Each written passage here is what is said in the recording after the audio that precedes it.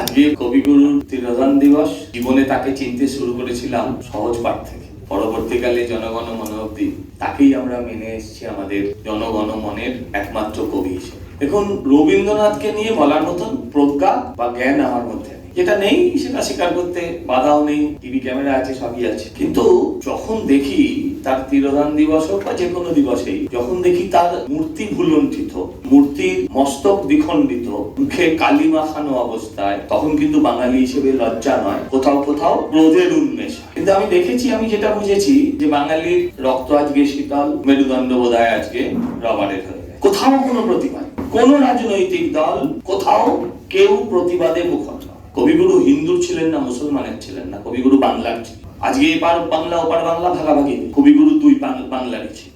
তো তখন অব্দি আমার মনে হয় যেটা অত্যন্ত লজ্জা, অত্যন্ত ঘৃণার।